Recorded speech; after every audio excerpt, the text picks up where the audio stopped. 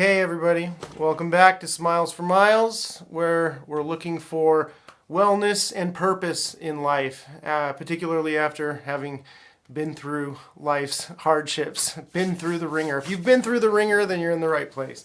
I'm Brian. My prison folk call me Smiles, and I'm currently on house arrest. And speaking of house arrest, that's what I want to talk about today. What it's been like for me so far to be on house arrest. What's it like to be on house arrest, particularly as a recovering drug addict? For those of you who don't know, I'll catch you up quickly on my situation.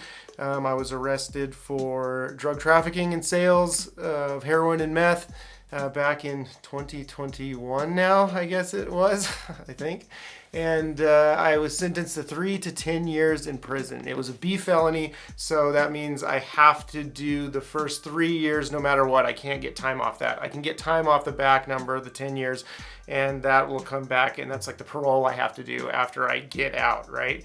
So the first year I was in jail or prison. First about 4 months I was in county jail, then I spent a year in what's called the fish tank, which I'll talk about at some point, and then I did another 6 or 7 months or something in Stewart Camp, which was a firefighting work camp. I thought I was going to be in there for the whole 3 years, but then I got wind of this possibility that since it was my first offense ever, I might be eligible to do something called house arrest, which I then applied for, and it turned out that as long as I had 2 years to what's called my PED, which is my parole eligibility date, which is the earliest date, again, that I can get out. That's 3 years from the day I was arrested. So as long as I was 2 years or less to my PED, I was eligible for house arrest. I applied, I was accepted, and I was able to get out and go to my sister's house first, and then since then I've moved into my own place. So what it means to be on house arrest is basically it's like my house or my residence is my cell instead of my cell being inside the walls. And that means that I basically am homebound most of the time. I can't really do much else besides be at home and go to work, with very few other exceptions. And the way that I'm monitored on that is by this ankle monitor. Here's the old ankle monitor, and what I have to do with it is, in order to keep it working, I have to plug it in like this it takes like 2 or 3 hours a day of having this plugged in. Also, sometimes it leaves some marks, so it's a little annoying, like in that sense. But for the most part, I kind of just forget it's there. The ankle monitor is simply a GPS tracker, so they can track my movements wherever I am, wherever I go, and make sure that I'm only doing the things that I'm supposed to be doing. The other things that I'm allowed to do besides go to work and be here is once a month I can go to the parole office to do my monthly check-in, where I basically just show up, fill out a form, and then basically give them money. $30 a month is the fees to be on parole. And the other thing I do related to that is once per week I go to the place where they run the ankle monitor thing. I go in there and I confirm my schedule with them. They pull up my file and we put everything that I'm doing all week down to the minute into a schedule, and then also I have to pay them money which that time I think it's like $65 a week. So altogether the whole thing comes out to about $300 a month that I have to pay the state to be on house arrest instead of sitting in prison. That's what it takes. So although being at home and being at work are the primary things that I do week after week on house arrest, there are a few other things that I can put into my schedule optionally if I want to. And that is grocery shopping, so that I can go get groceries. I have a little bit of time each week to go to the grocery store. And then I have time that I think they allow me to go to, like if I'm religious, I can go to my religious things.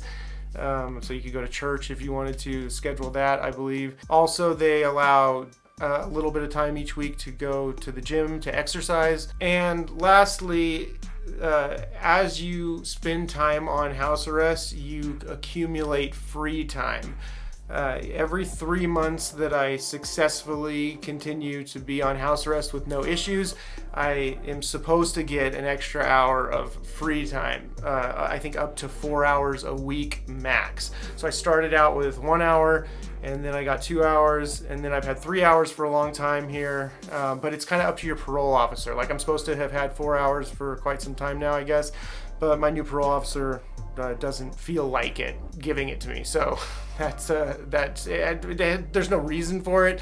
It's just they can do whatever they want, right, basically. So my old parole officer was giving it to me regularly, and then my new one just decided that she didn't want to. So I guess that's it. So a lot of how this goes depends on your parole officer. The parole officer, for those of you who don't know, is this person who basically oversees your case and oversees, in my case, the house arrest situation that I'm in. Once I'm on parole, there's also a parole officer that does a lot of the same stuff. But on the house arrest situation, it's a little bit more strict. Like I have to communicate with them for permission to do anything. If I need permission to go do something that I don't normally do in my schedule, like say I want to go to an interview for another job, if I need to change jobs, or if I'm trying to move or something like that, I have to communicate with them and get approval for all that stuff.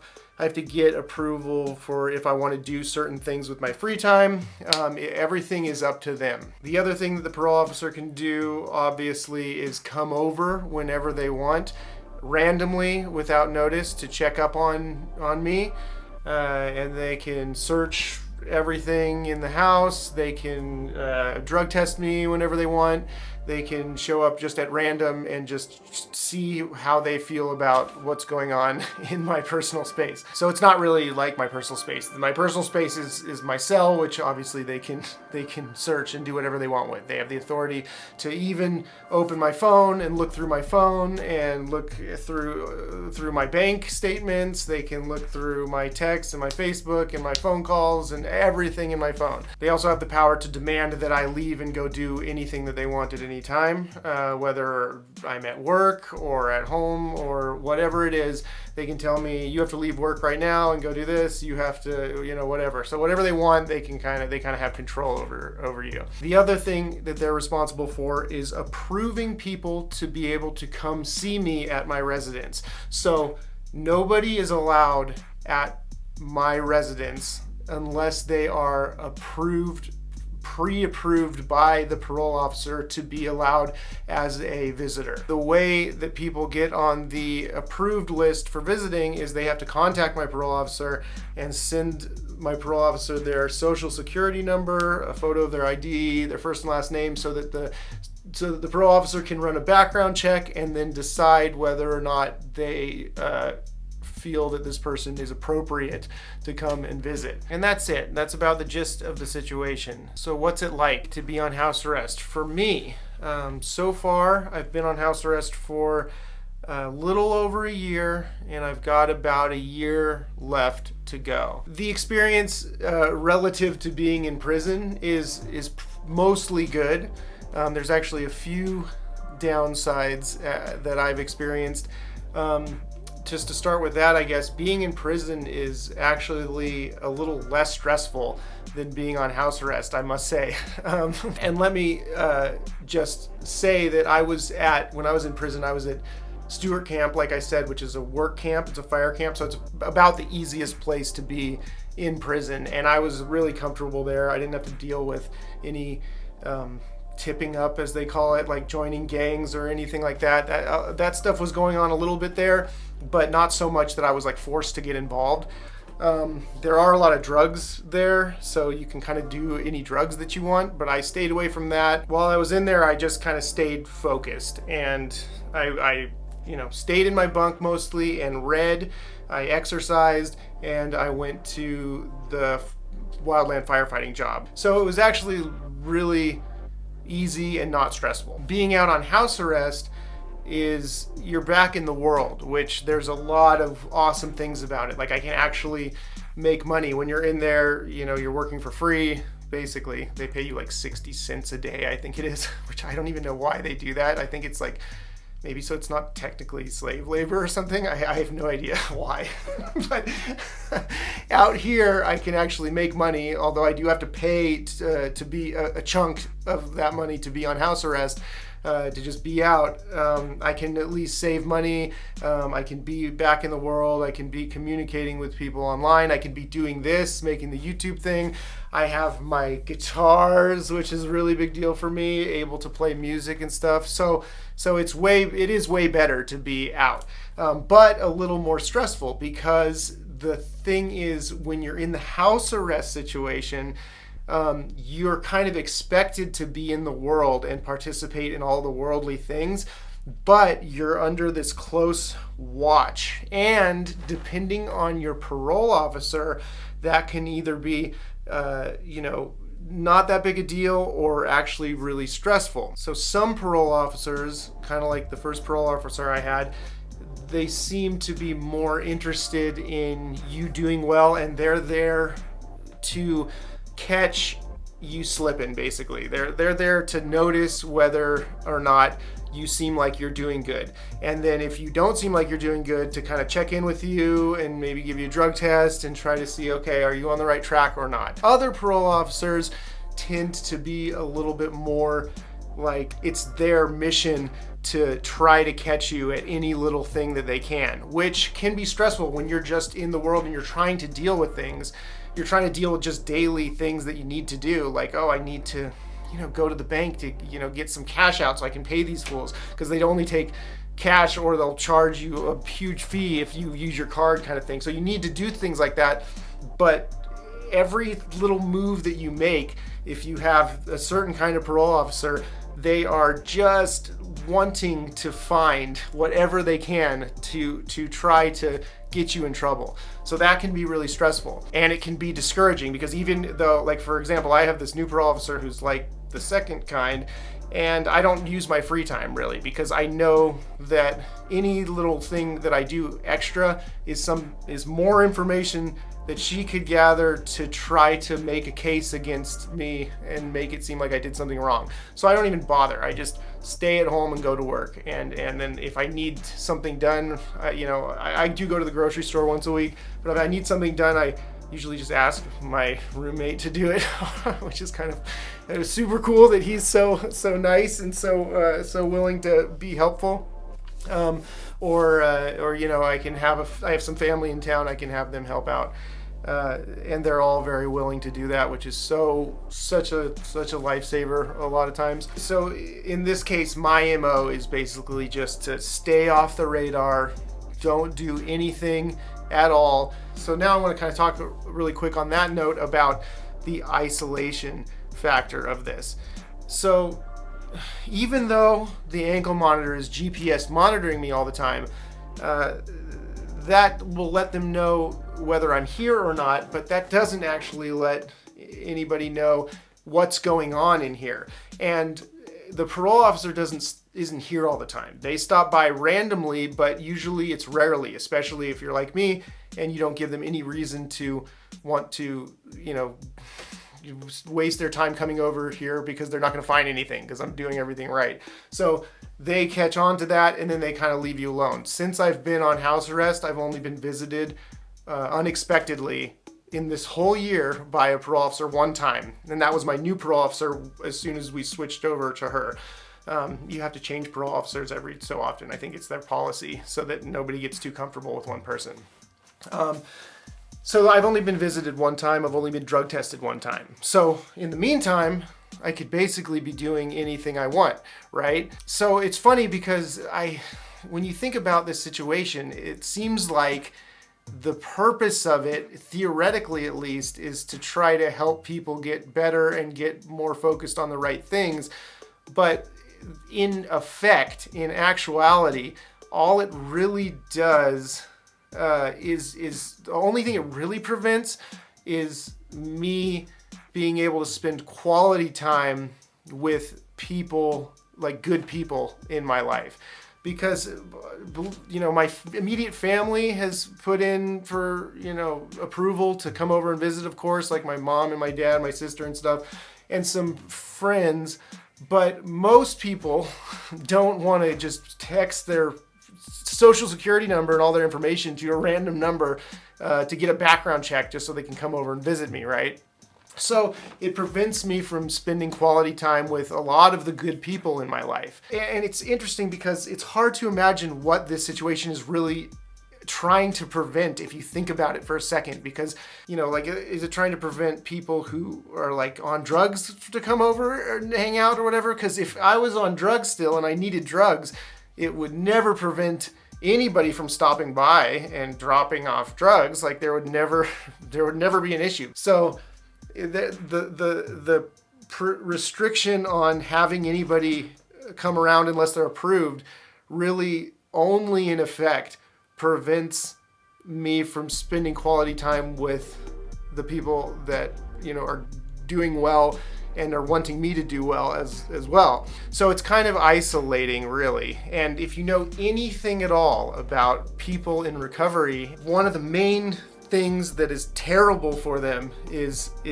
isolation. You do not want to isolate when you're trying to recover from a severe addiction of some kind. You want to surround yourself with good people that are supportive and that, you know, have your best interest at heart. And that's one of the main things that house arrest prevents.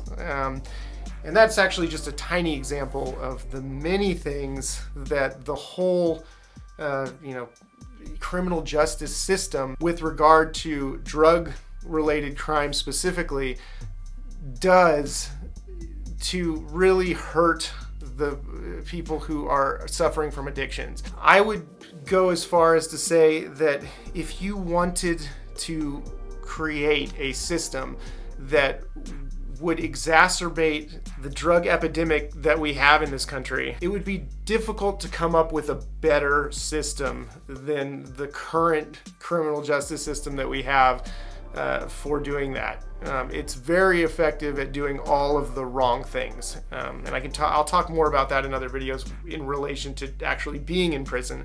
But in my experience, and with all of the things that I've been learning about addiction and getting better and recovery and all of the newest information about like how to get over these problems, our criminal justice system is really about the saddest circumstance that it possibly could be. It's not helpful. It makes everything worse, at least for this particular issue. And I don't necessarily think that that's like on purpose or anything. I think that there's just been so much misinformation and so much stigma around drugs and illegal drugs and everything that's come from the war on drugs that has just misinformed people to the point where we've created this monster of a system that has so much momentum that it's really hard to pull the brakes at all, even in little ways that might be effective. There's some hope that things are changing and there's some movements in the right direction in certain places,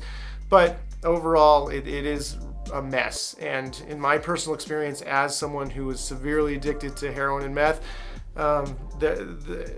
it's just not a good thing to be doing if we want to solve this problem.